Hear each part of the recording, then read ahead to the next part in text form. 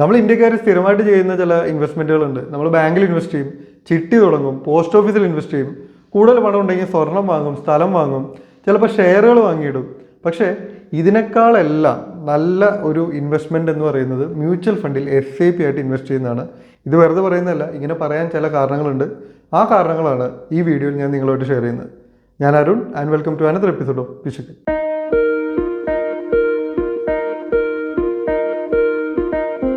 Mutual ഫണ്ടിൽ എല്ലാ മാസവും ഒരേ തുക ഇൻവെസ്റ്റ് ചെയ്യുന്നതിനെയാണ് SIP അഥവാ സിസ്റ്റമാറ്റിക് ഇൻവെസ്റ്റ്മെൻറ്റ് പ്ലാൻ എന്ന് പറയുന്നത്. മ്യൂച്വൽ ഫണ്ടിനെ കുറിച്ചും SIPയെ കുറിച്ചും വിശദമായൊരു വീഡിയോ നമ്മുടെ ചാനലിലുണ്ട്. അപ്പോൾ ഇതിനെക്കുറിച്ച് നിങ്ങൾക്കൊരു ധാരണയില്ലെങ്കിൽ ആ വീഡിയോ കണ്ടതിന് ശേഷം ഈ വീഡിയോ കാണുന്നതായിരിക്കും നല്ലത്. അപ്പോൾ മ്യൂച്വൽ ഫണ്ടിൽ SIP ആയിട്ട് ഇൻവെസ്റ്റ് ചെയ്യുമ്പോൾ നിങ്ങൾക്കുള്ള ആദ്യത്തെ അഡ്വാൻറ്റേജ് എന്ന് പറയുന്നത് ഇത് ഓട്ടോമാറ്റിക്കായിട്ട് നടക്കും എന്നതാണ്. നമുക്ക് എപ്പോഴും സേവിങ്സ് തുടങ്ങാനും ഇൻവെസ്റ്റ്മെൻറ്റ് തുടങ്ങാനുള്ള ബുദ്ധിമുട്ട് എന്താണെന്ന് വെച്ചാൽ നമ്മൾ സ്ഥിരമായിട്ട് ചെയ്യുന്നത് നമ്മുടെ ചിലവൊക്കെ കഴിഞ്ഞ് ബാക്കി തുക എടുത്ത് ഇൻവെസ്റ്റ് ചെയ്യാം അല്ലെങ്കിൽ സേവ് ചെയ്യാം എന്നാണ് നമ്മൾ വിചാരിക്കുക. പക്ഷേ ഒരു മാസം കഴിയുമ്പോൾ നമ്മുടെ കയ്യിലുള്ള പണം മൊത്തം ചിലവായി പോകും, ബാക്കിയൊന്നും സേവ് ചെയ്യാനുണ്ടാവില്ല. അപ്പോൾ നമ്മുടെ ചാനലിൽ തന്നെ ഞാൻ പലവട്ടം പറഞ്ഞിട്ടുണ്ട്, നിങ്ങൾ സേവ് ചെയ്യാൻ ഉദ്ദേശിക്കുന്ന തുക ആദ്യം മാറ്റി വെച്ചിട്ട് വേറൊരു അക്കൗണ്ടിലേക്ക് മാറ്റി വെച്ച് ബാക്കി തുക വെച്ചിട്ട് ആ മാസത്തെ ചിലവുകൾ നടത്തുന്നത്. അപ്പോൾ നമ്മുടെ ചാനലിൽ വന്ന കമൻറ്റ് ഇതാണ്, അങ്ങനെയൊക്കെ ആദ്യം ചെയ്യും, പക്ഷേ മാസാവസാനം ആകുമ്പോൾ വീണ്ടും ആ പണവും കൂടെ എടുത്തിട്ട് നമ്മൾ ഈ ചിലവിലായിട്ട് ഉപയോഗിക്കും. ഇല്ലെങ്കിൽ ഇങ്ങനെ മാറ്റി വെക്കണം എന്നുള്ള ഒരു പ്രോസസ്സ് മാനുവലി ചെയ്യേണ്ട ഒരു കാര്യം ചെയ്യാൻ നമുക്കൊക്കെ മടിയാണ്. പക്ഷേ നമുക്ക് എല്ലാ മാസവും വേറൊരു ലോണിൻ്റെ EMI ഉണ്ടെങ്കിൽ അതിങ്ങനെ അടഞ്ഞു പോകുന്നുണ്ടാവും. കാരണം എന്താ, അത് ഓട്ടോമാറ്റിക്കായിട്ട് നടക്കുന്ന കാര്യമാണ്. ആ ദിവസം അക്കൗണ്ടിൽ ഇത്ര രൂപ ആണെന്നുള്ളത് നമ്മുടെ മനസ്സിലുണ്ട്. സോ അതിനനുസരിച്ചൊരു എമൗണ്ട് നമ്മൾ എങ്ങനെയെങ്കിലും റെഡിയാക്കി വയ്ക്കും, ആ ദിവസം കറക്റ്റായിട്ട് ലോൺ അടഞ്ഞു പോകും. ഇതേപോലെ തന്നെയാണ് ഈ ഒരു മ്യൂച്വൽ ഫണ്ടിൽ SIP ആയിട്ട് ഇൻവെസ്റ്റ് ചെയ്യുന്നത്. എല്ലാ മാസവും ഒരു പ്രത്യേക ഡേറ്റിൽ ഒരു പ്രത്യേക തുകയാണ് നമ്മൾ മ്യൂച്വൽ ഫണ്ടിലേക്ക് ഇങ്ങനെ SIP ആയിട്ട് ഇൻവെസ്റ്റ് ചെയ്യുക, ഒരു ലോണിൻ്റെ EMI അടയ്ക്കുന്ന പോലെ. അപ്പോൾ ആ ദിവസം നമ്മുടെ അക്കൗണ്ടിൽ അത്രയും തുക വേണം എന്നുള്ളത് നമ്മുടെ മനസ്സിലുണ്ടാവും. സോ ഇതുകൊണ്ടുള്ള ഗുണം, കൃത്യമായ ഒരു തുക കൃത്യമായ ഒരു ദിവസം ഇൻവെസ്റ്റ് ചെയ്യുമ്പോൾ നമുക്കൊരു ഡിസിപ്ലിൻ വരും, നമുക്ക് തന്നെ ഒരു സാമ്പത്തിക അച്ചടക്കം വരും. രണ്ടാമത്തെ കാര്യം, ഇത് ഓട്ടോമാറ്റിക്കായിട്ട് നടക്കുന്ന കാര്യമായതുകൊണ്ട് ഇതിങ്ങനെ നടന്നു പോയിക്കോളും. അതുകൊണ്ട് തന്നെ മൊത്തത്തിലൊരു സാമ്പത്തിക അച്ചടക്കം ഇല്ലാത്ത ഒരാൾക്കും SIP തുടങ്ങിക്കഴിഞ്ഞാൽ ഈ ഒരു കാര്യത്തിൽ ഒരു അച്ചടക്കം വരും. ഇനി രണ്ടാമത്തെ അഡ്വാൻറ്റേജ്, നമ്മളൊരു ഇൻവെസ്റ്റ്മെൻറ്റ് നല്ലതാണോ എന്ന് നോക്കുന്നത് 3 ഘടകങ്ങൾ നോക്കിയിട്ടാണ്. 1 അതിൻ്റെ സേഫ്റ്റി, 2 ലിക്വിഡിറ്റി, 3 അതിൻ്റെ റിട്ടേൺസ്.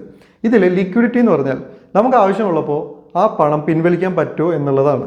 നിങ്ങളൊരു ബാങ്കിൽ RD തുടങ്ങി അല്ലെങ്കിൽ പോസ്റ്റ് ഓഫീസിൽ എന്തെങ്കിലും ഇൻവെസ്റ്റ്മെൻറ്റ് തുടങ്ങിക്കഴിഞ്ഞാൽ ഇതിനെല്ലാം ലിക്വിഡിറ്റിക്ക് ഒരു പ്രശ്നമുണ്ട്. കാരണം ഇതിനെല്ലാം ഒരു മെച്യൂരിറ്റി പീരീഡ് ഉണ്ട്.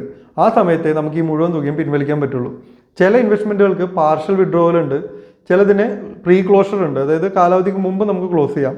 പക്ഷെ അപ്പോഴൊക്കെ നമുക്കൊരു പെനാൽറ്റി വരും, നമുക്ക് ശരിക്കും കിട്ടേണ്ട റിട്ടേൺസ് കിട്ടില്ല, അതിൽ നിന്നൊരു ശതമാനം കുറച്ചിട്ടേ ബാക്കിയേ നമുക്ക് കിട്ടുള്ളൂ. ചിലപ്പോൾ നിങ്ങൾ നിക്ഷേപിച്ച തുക മാത്രമേ നിങ്ങൾക്ക് കിട്ടുള്ളൂ, റിട്ടേൺസ് ഒന്നും കിട്ടില്ല. ഇനി നിങ്ങൾ സ്ഥലമൊക്കെയാണ് വാങ്ങിയിടുന്നതെങ്കിൽ അവിടെ ലിക്വിഡിറ്റി വളരെ കുറവാണ്. കാരണം നമുക്ക് പണത്തിന് ആവശ്യം വരുന്ന സമയത്ത് കൃത്യമായിട്ട് അത്രയും തുക തരാൻ പറ്റിയൊരു ബയർ വരണം. അങ്ങനെ ഒരാൾ വന്ന് പണം തന്നാൽ സ്ഥലം വാങ്ങുകയാണെങ്കിൽ നമുക്ക് ആവശ്യമുള്ള സമയത്ത് പണം കിട്ടും. ഇല്ലെങ്കിൽ ഇതുപോലൊരു ബയർ വരുന്നവരെ നമ്മൾ കാത്തിരിക്കേണ്ടി വരും. പക്ഷേ മ്യൂച്വൽ ഫണ്ടിൽ നിങ്ങൾക്ക് പണത്തിന് ആവശ്യം വന്നു കഴിഞ്ഞാൽ നിങ്ങളുടെ നിക്ഷേപം നിങ്ങൾക്ക് പിൻവലിക്കാം. നിങ്ങൾക്ക് മുഴുവൻ നിക്ഷേപം ഒരുമിച്ച് പിൻവലിക്കാം, ഇല്ലെങ്കിൽ ഇതിൽ നിന്ന് നിങ്ങൾക്ക് ആവശ്യമുള്ള പണം മാത്രമായിട്ടും നിങ്ങൾക്ക് പിൻവലിക്കാം. ഇങ്ങനെ പിൻവലിക്കുമ്പോൾ നിങ്ങൾക്ക് 2-3 ദിവസം കൊണ്ട് ആ തുക നിങ്ങളുടെ അക്കൗണ്ടിലേക്ക് തന്നെ വരും. നിങ്ങൾ ഏത് ബാങ്ക് അക്കൗണ്ടിൽ നിന്നാണോ SIP ചെയ്യുന്നത് അതേ ബാങ്ക് അക്കൗണ്ടിലേക്ക് നിങ്ങൾക്ക് ആ പണം കിട്ടും. ഇനി ഇവിടെ മറ്റൊരു അഡ്വാൻറ്റേജ്, നേരത്തെ പറഞ്ഞ പോലത്തെ പെനാൽറ്റികളൊന്നുമില്ല. അതായത് നിങ്ങൾ നിക്ഷേപിക്കുന്ന പണത്തിന് അത്രയും കാലം കിട്ടിയ റിട്ടേൺസ് അടക്കം നിങ്ങൾക്ക് പിൻവലിക്കാൻ പറ്റും. നിങ്ങൾ വിഡ്രോ ചെയ്യുമ്പോൾ ആകെ നോക്കേണ്ടത് ഇതിൻ്റെ ടാക്സ് ആണ്. നിങ്ങൾക്ക് ഷോർട്ട് ടൈം ക്യാപിറ്റൽ ഗെയിൻ എന്ന് പറയുന്ന ഒരു ടാക്സ് ഉണ്ട്. അതായത് നിങ്ങൾ മ്യൂച്വൽ ഫണ്ടിൽ ഇൻവെസ്റ്റ് ചെയ്തിട്ട് 1 വർഷത്തിനുള്ളിൽ പിൻവലിക്കുകയാണെങ്കിൽ നിങ്ങൾക്ക് കിട്ടുന്ന ലാഭത്തിൻ്റെ 20% നിങ്ങൾ ടാക്സ് ആയിട്ട് കൊടുക്കണം. ഇനി 1 വർഷം കഴിഞ്ഞിട്ടാണ് പിൻവലിക്കുന്നതെങ്കിൽ 1.25 ലക്ഷം വരെയുള്ള ലാഭത്തിന് നിങ്ങൾക്ക് ടാക്സ് ഇല്ല. അതായത് നിങ്ങൾ പിൻവലിക്കുന്ന തുക 1.25 ലക്ഷം ആകുമ്പോഴല്ല, അതിലെ ലാഭത്തിൻ്റെ പാർട്ട് 1.25 ലക്ഷത്തിനേക്കാൾ കൂടുതലാണെങ്കിലേ നിങ്ങൾക്ക് ടാക്സ് വരുള്ളൂ. അത് നിങ്ങൾക്ക് 12% ടാക്സ് കൊടുക്കണം. ഇനി അടുത്തൊരു അഡ്വാൻറ്റേജ്, ഇത് വേറെ ഇൻവെസ്റ്റ്മെൻറ്റുകൾക്കൊന്നും ഇല്ലാത്തൊരു അഡ്വാൻറ്റേജ് ആണ്. നിങ്ങൾ ഇങ്ങനെ ഇൻവെസ്റ്റ് ചെയ്ത് പോയിക്കൊണ്ടിരിക്കുന്നു, പക്ഷേ നിങ്ങൾക്ക് പെട്ടെന്ന് കുറച്ച് സാമ്പത്തിക പ്രശ്നം വന്നു, നിങ്ങൾക്കിനി 2-3 മാസത്തേക്ക് മ്യൂച്വൽ ഫണ്ടിൽ SIP ഇൻവെസ്റ്റ് ചെയ്യാൻ പറ്റില്ല. അപ്പോൾ നമ്മൾ എന്ത് ചെയ്യും, അതോടുകൂടി SIP സ്റ്റോപ്പ് ചെയ്യണം? അങ്ങനെ സ്റ്റോപ്പ് ചെയ്യണ്ട, നിങ്ങൾക്കിത് പോസ് ചെയ്യാം. നിങ്ങൾക്ക് 3 മാസത്തേക്കോ 1 മാസത്തേക്കോ അല്ലെങ്കിൽ 6 മാസത്തേക്കോ ഒക്കെ നിങ്ങളുടെ SIP പോസ് ചെയ്യാൻ പറ്റും. അപ്പോൾ അത്രയും കാലം നിങ്ങളുടെ അക്കൗണ്ടിൽ നിന്ന് ആ SIP ഡേറ്റിൽ എമൗണ്ട് ഒന്നും എടുക്കില്ല. പിന്നെ ആ ഒരു ടൈം കഴിഞ്ഞിട്ട് നിങ്ങളുടെ SIP ഇതേപോലെ പഴയതുപോലെ തന്നെ കണ്ടിന്യൂ ചെയ്യും. ഇതിൻ്റെ ഒരു അഡ്വാൻറ്റേജ്, നിങ്ങൾക്ക് ഒരു RD തുടങ്ങിയാലോ പോസ്റ്റ് ഓഫീസിൽ ഇൻവെസ്റ്റ് ചെയ്യുമ്പോഴോ അല്ലെങ്കിൽ ചിട്ടി തുടങ്ങിയാലോ ഒന്നും ഇത്തരത്തിലൊരു പോസ്റ്റ് ഫെസിലിറ്റി എവിടെയും കിട്ടില്ല. പക്ഷേ മ്യൂച്വൽ ഫണ്ടിൽ SIP ആയിട്ട് ചെയ്യുമ്പോൾ നിങ്ങൾക്ക് എന്തെങ്കിലും സാമ്പത്തികമായിട്ട് ടൈറ്റ് ആവുന്ന സമയത്ത് ഇങ്ങനെ പോസ് ചെയ്തിട്ട് നിങ്ങളുടെ ബാക്കി കാര്യങ്ങൾക്ക് ആ പണം എടുത്ത് ഉപയോഗിക്കാം. പിന്നെ ആ പ്രശ്നം മാറുമ്പോൾ പഴയതുപോലെ SIP തുടരാനും പറ്റും. ഇനി അടുത്ത അഡ്വാൻറ്റേജ്, നമ്മൾ ആദ്യം പറഞ്ഞു ഒരു ഇൻവെസ്റ്റ്മെൻറ്റിൻ്റെ കാര്യം നോക്കുമ്പോൾ നമ്മൾ നോക്കേണ്ടത് സേഫ്റ്റി, വോളറ്റിലിറ്റി, റിട്ടേൺസ് ആണ്. ഇതിൽ സേഫ്റ്റിയുടെ കാര്യം, മ്യൂച്വൽ ഫണ്ടിൽ ഇൻവെസ്റ്റ് ചെയ്യുമ്പോൾ എല്ലാവരും പറയുന്ന ഒരു പ്രശ്നം ഇതിൻ്റെ സേഫ്റ്റി പ്രശ്നമാണ്. കാരണം ഇത് മാർക്കറ്റ് ലിങ്ക്ഡ് ആയിട്ടുള്ള ഒരു ഇൻവെസ്റ്റ്മെൻ്റ് ആണ്. മാർക്കറ്റ് ഡൗൺ ആകുമ്പോൾ ഇതിൽ നിന്നുള്ള റിട്ടേൺസ് കുറയും. പക്ഷേ നിങ്ങൾ മ്യൂച്വൽ ഫണ്ടിൽ SIP ആയിട്ട് ഇൻവെസ്റ്റ് ചെയ്യുമ്പോൾ നിങ്ങൾക്ക് ഈ ഒരു മാർക്കറ്റ് ഡൗൺ ആവുന്നതും ഗുണമായിട്ട് വരും. ഇതിന് പറയുന്നൊരു പേര് റുപ്പി കോസ്റ്റ് ആവറേജിംഗ് എന്നാണ്. ഇത് എങ്ങനെയാണ് വർക്ക് ചെയ്യുന്നത് ഞാനൊരു ഉദാഹരണം വെച്ച് പറയാം. നിങ്ങളൊരു മ്യൂച്വൽ ഫണ്ടിൽ ഇൻവെസ്റ്റ് ചെയ്യുന്നു. ആ മ്യൂച്വൽ ഫണ്ടിൻ്റെ NAV, ഒരു യൂണിറ്റിൻ്റെ വില എന്ന് പറയുന്നത് 10 രൂപയാണെന്ന് കരുതുക. അങ്ങനെ നിങ്ങൾ എല്ലാ മാസവും 1000 രൂപ വെച്ച് ഇൻവെസ്റ്റ് ചെയ്യുന്നു. ഒരു കൊല്ലത്തേക്ക് നിങ്ങൾ 1000 രൂപ വെച്ച് ഇൻവെസ്റ്റ് ചെയ്യുമ്പോൾ എല്ലാ മാസവും നിങ്ങൾക്ക് 100 യൂണിറ്റ് വെച്ച് കിട്ടും. അപ്പോൾ 12 മാസം കൊണ്ട് 100 യൂണിറ്റ് എന്ന് പറയുമ്പോൾ നിങ്ങളുടെ കയ്യിൽ 1200 യൂണിറ്റ് കിട്ടി. രണ്ടാമത്തെ വർഷമായപ്പോൾ മാർക്കറ്റ് ഡൗൺ ആയി. അപ്പോൾ നിങ്ങളുടെ ഒരു യൂണിറ്റിൻ്റെ വില 5 രൂപയായിട്ട് കുറഞ്ഞു. അപ്പോഴും നിങ്ങൾ 1000 രൂപയാണ് ഇൻവെസ്റ്റ് ചെയ്യുന്നത്. രണ്ടാമത്തെ വർഷം മുഴുവനായിട്ടും ഈ ഒരു NAV 5 രൂപയായിരുന്നു എന്ന് കരുതുക. അപ്പോൾ നിങ്ങൾ 1000 രൂപ വെച്ച് ഇൻവെസ്റ്റ് ചെയ്യുമ്പോൾ എല്ലാ മാസവും 200 യൂണിറ്റ് കിട്ടും. അങ്ങനെ 12 മാസം കൊണ്ട് നിങ്ങൾക്ക് 2400 യൂണിറ്റ് കിട്ടി. അങ്ങനെ മൂന്നാമത്തെ വർഷം എത്തിയപ്പോൾ മാർക്കറ്റ് പഴയതുപോലെയായി. ഇപ്പോൾ NAV വീണ്ടും 10 രൂപയെന്ന് കരുതുക.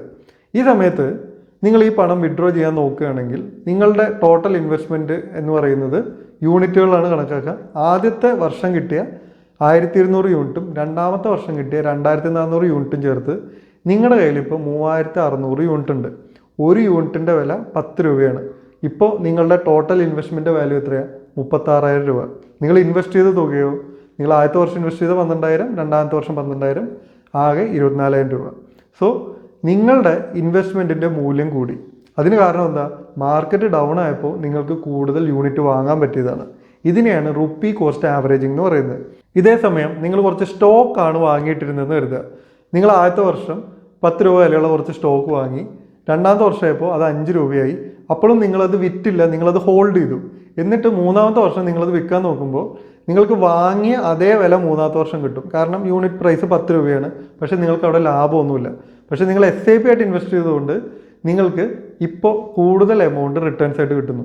ഇനി ഇതിന് പകരം നിങ്ങൾ ഈ 24,000 രൂപ മ്യൂച്വൽ ഫണ്ടിൽ ലംസമായിട്ടാണ് ഇൻവെസ്റ്റ് ചെയ്തതെന്ന് കരുതുക. ലംസം ഇൻവെസ്റ്റ്മെൻറ്റ് എന്ന് പറഞ്ഞാൽ ഒരു തുക ഒരുമിച്ച് ഇൻവെസ്റ്റ് ചെയ്യുന്ന, ഒറ്റ തവണയായിട്ട് ഇൻവെസ്റ്റ് ചെയ്യുന്നത് തന്നെയാണ് ലംസം ഇൻവെസ്റ്റ്മെൻറ്റ് എന്ന് പറയാം. അങ്ങനെ നിങ്ങൾ മ്യൂച്വൽ ഫണ്ടിൽ 24,000 രൂപ ഇൻവെസ്റ്റ് ചെയ്തു. യൂണിറ്റ് പ്രൈസ് 10 രൂപയാണ്. നിങ്ങൾക്ക് 2400 യൂണിറ്റ് കിട്ടി. ഒരു വർഷം കഴിഞ്ഞു. രണ്ടാമത്തെ വർഷം യൂണിറ്റ് പ്രൈസ് 5 രൂപയായി. അപ്പോൾ നിങ്ങൾ ഇൻവെസ്റ്റ്മെൻറ്റ് വാല്യൂ കുറഞ്ഞു. നിങ്ങൾ വിഡ്രോ ചെയ്തില്ല, നിങ്ങൾ വെയിറ്റ് ചെയ്തു. മൂന്നാമത്തെ വർഷം വീണ്ടും NAV കൂടി, മാർക്കറ്റ് ബെറ്റർ ആയപ്പോൾ ഇപ്പോൾ NAV 10 രൂപയാണ്. ഇപ്പം നിങ്ങൾ നോക്കുകയാണെങ്കിൽ ഒരു യൂണിറ്റിൻ്റെ വില 10 രൂപയാണ്. നിങ്ങളുടെ കയ്യിൽ 2400 യൂണിറ്റ് ഉണ്ട്. സോ നിങ്ങളുടെ ഇൻവെസ്റ്റ്മെൻറ്റ് വാല്യൂ 24,000 രൂപയാണ്. അതായത് നിങ്ങൾ ഇൻവെസ്റ്റ് ചെയ്ത അതേ എമൗണ്ട് തന്നെ, ലാഭമില്ല, നഷ്ടമില്ല. പക്ഷേ നിങ്ങൾ ഈ 24,000 രൂപ എല്ലാ മാസവും 1000 രൂപയുടെ SIP ആയിട്ടാണ് ഇൻവെസ്റ്റ് ചെയ്തിരുന്നെങ്കിൽ ഇപ്പം നിങ്ങളുടെ ഇൻവെസ്റ്റ്മെൻറ്റ് വാല്യൂ 36,000 രൂപയായേനെ. ഈ ഒരു റുപ്പി കോസ്റ്റ് ആവറേജിങ് എന്ന് പറയുന്ന ഗുണം മ്യൂച്വൽ ഫണ്ടിൽ നിങ്ങൾക്ക് SIP ആയിട്ട് ഇൻവെസ്റ്റ് ചെയ്യുമ്പോഴേ കിട്ടുള്ളൂ. നിങ്ങൾ ഈ ഒരു എമൗണ്ട് വെച്ചിട്ട് ഷെയർ വാങ്ങിയിട്ടിരുന്നെങ്കിലോ അല്ലെങ്കിൽ മ്യൂച്വൽ ഫണ്ടിൽ തന്നെ ലംസമായിട്ട് ഇൻവെസ്റ്റ് ചെയ്തിരുന്നെങ്കിലോ ഈ ഒരു അഡ്വാൻറ്റേജ് നിങ്ങൾക്ക് കിട്ടില്ല. ഇതേ സമയം നേരത്തെ പറഞ്ഞ സേഫ് ഇൻവെസ്റ്റ്മെൻറ്റ് ഓപ്ഷൻസ് ഉണ്ടല്ലോ, പോസ്റ്റ് ഓഫീസിലുള്ളത്, പിന്നെ ബാങ്കിൽ RD പോലുള്ള ഇൻവെസ്റ്റ്മെൻറ്റ്, ഇതൊന്നും മാർക്കറ്റുമായിട്ട് ലിങ്ക്ഡ് അല്ല. അപ്പോൾ മാർക്കറ്റിൽ ഉയർച്ച ഉണ്ടായാലും താഴ്ച ഉണ്ടായാലും ഇതിനൊരു ഫിക്സഡ് ആയിട്ടുള്ള പലിശയുണ്ട്. ആ ഒരു എമൗണ്ട് നിങ്ങൾക്ക് കിട്ടുള്ളൂ. ഇതിനേക്കാൾ കൂടുതൽ നിങ്ങൾക്ക് കിട്ടില്ല. അത് തന്നെയാണ് നമ്മളുടെ അടുത്ത അഡ്വാൻറ്റേജും, റിട്ടേൺസ്. നമുക്കെല്ലാവർക്കും അറിയാം വിലക്കയറ്റം എന്ന് പറയുന്ന ഒരു കാര്യമുണ്ട്, ഇൻഫ്ലേഷൻ. പക്ഷേ ഇത് നമ്മൾ എങ്ങനെ എഫക്റ്റ് ചെയ്യുന്നുള്ളത് പലപ്പോഴും നമ്മൾ ചിന്തിക്കാറില്ല. അത് ഞാൻ വളരെ സിമ്പിളായിട്ടുള്ളൊരു എക്സാമ്പിൾ വെച്ച് പറയാം. 1 കിലോ അരിക്ക് 50 രൂപയാണ് വില. അങ്ങനെ 2 കിലോ അരി വാങ്ങാൻ 100 രൂപ വേണമെന്ന് കരുതുക. അപ്പോൾ ഈ വർഷം നിങ്ങളൊരു 100 രൂപ എടുത്തിട്ട് വീട്ടിൽ എവിടെയെങ്കിലും സൂക്ഷിച്ചു വെച്ചു. അടുത്ത വർഷം നിങ്ങൾ ആ 100 രൂപ എടുത്തിട്ട് കടയിലേക്ക് ചെല്ലുകയാണ് അരി വാങ്ങാനായിട്ട്. ഇൻഫ്ലേഷൻ 5% ആണെങ്കിൽ 2 കിലോ അരിയുടെ വില ഇപ്പോൾ 100 രൂപയ്ക്ക് വരും 105 രൂപയായിട്ടുണ്ടാവും. അപ്പോൾ നിങ്ങളുടെ കയ്യിലുണ്ടായിരുന്ന 100 രൂപ വെച്ചിട്ട് നിങ്ങൾക്ക് അടുത്ത വർഷം 2 കിലോ അരി തികച്ച് വാങ്ങാൻ പറ്റില്ല. 2 കിലോ അരി വാങ്ങാൻ പറ്റുമായിരുന്ന 100 രൂപയ്ക്ക് അടുത്ത കൊല്ലം അതേ എമൗണ്ട് അരി വാങ്ങാൻ പറ്റുന്നില്ല. അതിനർത്ഥം അതിൻ്റെ മൂല്യം കുറഞ്ഞു എന്നാണല്ലോ. സോ ഈ ഒരു വിലക്കയറ്റത്തിൽ നിന്നും നമ്മുടെ പണത്തിൻ്റെ മൂല്യത്തിനെ സംരക്ഷിക്കാൻ വേണ്ടിയിട്ടാണ് നമ്മൾ ആ പണത്തിന് ഇൻവെസ്റ്റ് ചെയ്യുന്നത്. ഇങ്ങനെ ഇൻവെസ്റ്റ് ചെയ്യുമ്പോൾ നമ്മൾ എന്ത് ചെയ്യണം? നമുക്ക് കിട്ടുന്ന റിട്ടേൺസ് ഈ ഒരു വിലക്കയറ്റത്തിനേക്കാൾ കൂടുതലായിരിക്കണം. അങ്ങനെയുള്ള ഒരു റിട്ടേൺസ് കിട്ടുന്ന ഇൻവെസ്റ്റ്മെൻറ്റ് മ്യൂച്വൽ ഫണ്ടിൽ SIP ആയിട്ട് ഇൻവെസ്റ്റ് ചെയ്യുന്നതാണ്. നമ്മുടെ നാട്ടിൽ വിലക്കയറ്റം എന്ന് പറയുന്നത് 5%, 6% എന്നൊക്കെ പറയുന്നുണ്ട്. പക്ഷേ നമ്മൾ കടയിൽ പോകുമ്പോൾ അറിയാം, ഒരു തുണിയോ മറ്റോ വാങ്ങുമ്പോൾ അതിന് വില കൂടുന്ന പോലെയല്ല ഭക്ഷ്യവസ്തുക്കളുടെയൊക്കെ വില കൂടുന്നത്. ചില കമ്മ്യൂണിറ്റിയുടെ വിലക്കയറ്റം വളരെ കൂടുതലാണ്. അപ്പോൾ നമുക്കൊരു 10%-നേക്കാൾ താഴെ റിട്ടേൺസ് കിട്ടുന്ന നിക്ഷേപങ്ങളിലൂടെ നമുക്ക് വിലക്കയറ്റത്തിന് എത്രത്തോളം ബീറ്റ് ചെയ്യാൻ പറ്റും എന്നുള്ളതിന് വലിയ ഗ്യാരണ്ടി ഒന്നുമില്ല. അതുകൊണ്ട് തന്നെ നിങ്ങളുടെ നിക്ഷേപം ഈ ഒരു വിലക്കയറ്റത്തിനെ തോൽപ്പിക്കണമെങ്കിൽ നമുക്ക് 10%-നേക്കാൾ കൂടുതൽ റിട്ടേൺസ് വേണം. നമുക്ക് നേരത്തെ പറഞ്ഞ RD അല്ലെങ്കിൽ പോസ്റ്റ് ഓഫീസ് ഇൻവെസ്റ്റ്മെൻറ്റുകൾക്കൊന്നും 10%-നേക്കാൾ കൂടുതൽ റിട്ടേൺസ് കിട്ടില്ല. പക്ഷേ മ്യൂച്വൽ ഫണ്ടിൽ നിന്നും നിങ്ങൾക്ക് 10%-നേക്കാൾ കൂടുതൽ റിട്ടേൺസ് കിട്ടും. ചില മ്യൂച്വൽ ഫണ്ടുകൾക്ക് നിങ്ങൾ നോക്കിക്കഴിഞ്ഞാൽ 30%-ഓ 40%-ഓ ഒക്കെ റിട്ടേൺസ് കാണിക്കുന്നുണ്ടാവും. പക്ഷേ അതൊന്നും നിങ്ങൾ നോക്കണ്ട. നിങ്ങൾക്കൊരു 12%-ഒക്കെ മ്യൂച്വൽ ഫണ്ടിൽ നിന്ന് റിട്ടേൺസ് പ്രതീക്ഷിക്കാം. അതുകൊണ്ട് തന്നെ നിങ്ങൾക്ക് കുറച്ചധികം കാലം ഇൻവെസ്റ്റ് ചെയ്ത് കഴിയുമ്പോൾ ഇൻഫ്ലേഷൻ തോൽപ്പിക്കുന്ന രീതിയിലുള്ള ഒരു റിട്ടേൺസ് ഇതിൽ നിന്ന് ഉണ്ടാക്കിയെടുക്കാൻ പറ്റും. അടുത്തൊരു അഡ്വാൻറ്റേജ്, നിങ്ങൾക്ക് മ്യൂച്വൽ ഫണ്ടിൽ വളരെ ചെറിയൊരു എമൗണ്ട് വെച്ച് ഇൻവെസ്റ്റ് ചെയ്യാം. മ്യൂച്വൽ ഫണ്ടിൽ ലംസമായിട്ട് ഇൻവെസ്റ്റ് ചെയ്യുമ്പോൾ പല കമ്പനികളും പറയുന്ന മിനിമം എമൗണ്ട് 5000 രൂപയാണ്. പക്ഷേ അതേ ഫണ്ടിൽ നിങ്ങൾക്ക് SIP ആയിട്ട് ഇൻവെസ്റ്റ് ചെയ്യാൻ 500 രൂപയോ 1000 രൂപയോ ഒക്കെ മതിയാവും. അതുകൊണ്ട് തന്നെ ചെറിയൊരു എമൗണ്ട് വെച്ചിട്ട് നിങ്ങൾക്കൊരു ഇൻവെസ്റ്റ്മെൻറ്റ് തുടങ്ങണം. നിങ്ങളുടെ വരുമാനം കുറവാണ്, നിങ്ങൾക്ക് വലിയൊരു എമൗണ്ട് നിങ്ങളുടെ കയ്യിൽ ഇല്ലെങ്കിൽ നിങ്ങൾക്ക് എന്തായാലും സ്വർണം വാങ്ങാനോ സ്ഥലം വാങ്ങാനോ ഒന്നും നിങ്ങളെ കൊണ്ട് പറ്റില്ല. എന്നാലും നിങ്ങൾക്ക് നല്ല റിട്ടേൺസ് കിട്ടുന്ന രീതിയിൽ എവിടെയെങ്കിലും ഇൻവെസ്റ്റ് ചെയ്യുകയും വേണം. അതിനു വേണ്ടിയിട്ട് നിങ്ങൾക്ക് ചെയ്യാവുന്നൊരു ഓപ്ഷനാണ് മ്യൂച്വൽ ഫണ്ടിൽ SIP ആയിട്ട് ഇൻവെസ്റ്റ് ചെയ്യുന്നത്. ഇപ്പം നിങ്ങൾക്ക് തോന്നാം, ഇതേ ചെറിയ എമൗണ്ടിന് നമുക്ക് വേറെ ഓപ്ഷൻസ് ഇല്ലേ, നമുക്ക് ബാങ്കിൽ RD ഉണ്ട്, പോസ്റ്റ് ഓഫീസിൽ ഇൻവെസ്റ്റ്മെൻറ്റുകളുണ്ട്. പക്ഷെ അവിടെ ഞാൻ നേരത്തെ പറഞ്ഞ പോലെ 10%-നേക്കാൾ കൂടുതൽ റിട്ടേൺസ് നിങ്ങൾക്ക് കിട്ടില്ല. സോ ചെറിയൊരു എമൗണ്ടിന് ഇൻവെസ്റ്റ് ചെയ്യാം എന്നുള്ളതുകൊണ്ട് വലിയ എമൗണ്ട് വേണ്ടി വരുന്ന ലാൻഡ്, ഗോൾഡ് പോലുള്ള ഓപ്ഷൻസിനേക്കാളും ബെറ്റർ ആവുന്നുണ്ട്. അതേപോലെ ഈ ചെറിയ എമൗണ്ടിന് കൂടുതൽ റിട്ടേൺസ് തരും എന്നുള്ളത് കൊണ്ട് ബാങ്ക് നിക്ഷേപത്തിനേക്കാളും ചിട്ടിയേക്കാളും അല്ലെങ്കിൽ പോസ്റ്റ് ഓഫീസ് നിക്ഷേപങ്ങളെക്കാളും ഈ ഒരു മ്യൂച്വൽ ഫണ്ട് SIP ആ കാര്യം കൊണ്ട് ബെറ്റർ ആവുന്നുണ്ട്. അടുത്തൊരു അഡ്വാൻറ്റേജ് NRIസിനാണ്. NRIസിന് ഏറ്റവും ചോദിച്ചൊരു ഇൻവെസ്റ്റ്മെൻറ്റ് മ്യൂച്വൽ ഫണ്ട് ഇൻവെസ്റ്റ്മെൻ്റ് ആണ്. ഒന്നാമത്തെ കാരണം, NRIസിന് ഇവിടുത്തെ പോസ്റ്റ് ഓഫീസ് ഇൻവെസ്റ്റ്മെൻറ്റുകളിലൊന്നും ഇൻവെസ്റ്റ് ചെയ്യാൻ പറ്റില്ല. പിന്നെ ഉള്ളത് ബാങ്കാണ്. ബാങ്കിൽ കാര്യമായ റിട്ടേൺസ് ഇല്ല. പിന്നെ അവർക്കുള്ള ഓപ്ഷൻ സ്വർണം വാങ്ങുക, ലാൻഡ് വാങ്ങുക എന്നുള്ളതാണ്. ഈ സ്വർണവും ലാൻഡും വാങ്ങിക്കഴിഞ്ഞാൽ അത് ഇന്ത്യയിലായിരിക്കും ഉണ്ടായിരിക്കുക, നിങ്ങൾ ജോലിയായിട്ട് വിദേശ രാജ്യത്തായിരിക്കും. അപ്പോൾ നാട്ടിലുള്ള നിങ്ങളുടെ ബന്ധുക്കളാണ് ഈ സ്വർണവും ലാൻഡും ഒക്കെ കൈകാര്യം ചെയ്യുന്നുണ്ടാവുക. അവരെ കഴിവുകേടൊക്കെ അനുസരിച്ചിരിക്കും നിങ്ങൾ തിരിച്ചു വരുമ്പോൾ ഈ സ്വർണത്തിൻ്റെ ലാൻഡിൻ്റെ ഒക്കെ അവസ്ഥ. ഇത്തരം ഒരുപാട് അനുഭവങ്ങൾ നമുക്കറിയാം. സ്വർണ്ണമൊക്കെ വാങ്ങി വെച്ച് ഇവർ നാട്ടിൽ നിന്ന് പോകുന്നു, നാട്ടിലുള്ളവർ അതെടുത്ത് പല രീതിയിൽ ഉപയോഗിക്കുന്നു, അവസാനം അതൊക്കെ നഷ്ടം വരുന്നതും. പിന്നെ നാട്ടിലെ സ്ഥലം നമുക്കറിയാം, പെട്ടെന്നൊരു ആവശ്യം വന്നാൽ വിറ്റ് പണമാക്കാനുള്ള ബുദ്ധിമുട്ടുകൾ നമുക്കറിയാം. സോ ഇതൊക്കെ വെച്ച് നോക്കുമ്പോൾ NRIസിന് ഏറ്റവും ചോദിച്ചൊരു ഇൻവെസ്റ്റ്മെൻറ്റ് മ്യൂച്വൽ ഫണ്ട് ഇൻവെസ്റ്റ്മെൻ്റ് ആണ്.